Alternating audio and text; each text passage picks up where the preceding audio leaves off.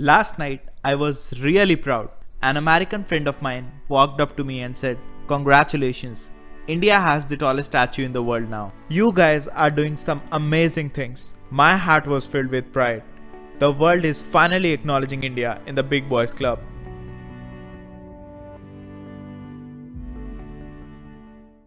Unfortunately, the morning was not so good.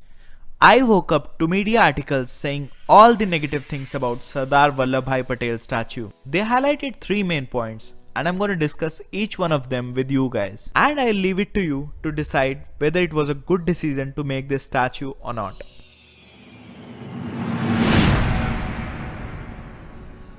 The construction cost of this statue is around 3000 crore rupees. The so-called media economists are calling it an economic disaster. They are comparing it to the revenue generated by the Taj Mahal, which had a direct revenue of around 25 crores last year. They are saying that even if this statue gains the same amount of popularity as the Taj Mahal, it's gonna take 120 years to recover the amount of investment.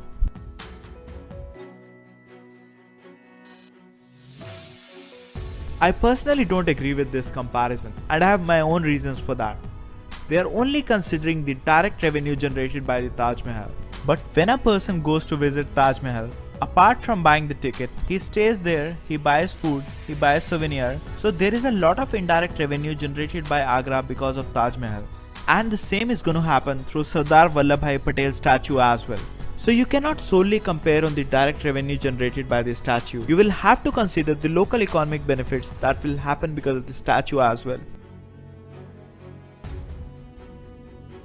Agra has hundreds of hotels, restaurants and shops that run solely because of Taj Mahal. And if we believe the government statistics, it will take less than a decade to recover the entire amount invested in this statue.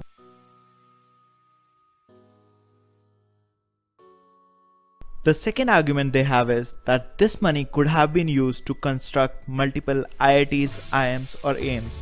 And while I personally agree that the country is in dire need of good educational institutes, I want to clarify one thing here. It's not that the entire budget of Gujarat was used to build this particular statue. If you see, last year the budget of Gujarat was 1,80,000 crores and out of that 27,000 crores were kept for education. This statue was built over a period of 4 years.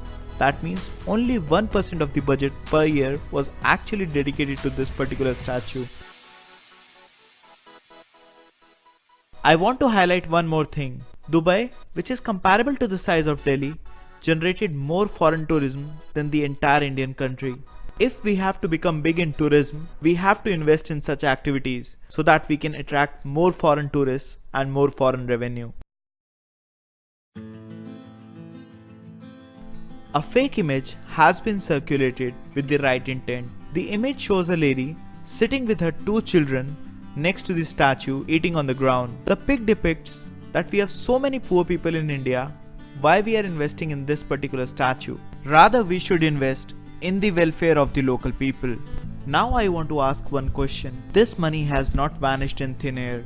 Thousands of people got employment for the last 4 years thanks to this project, and this will continue in future. Thousands of local jobs will be created just because of this. So how is this so harmful for the local economy?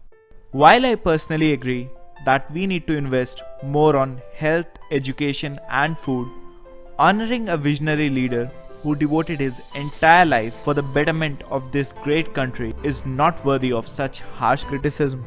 I want to conclude this video by saying that there are 3 sides to an argument: my side, your side and the right side.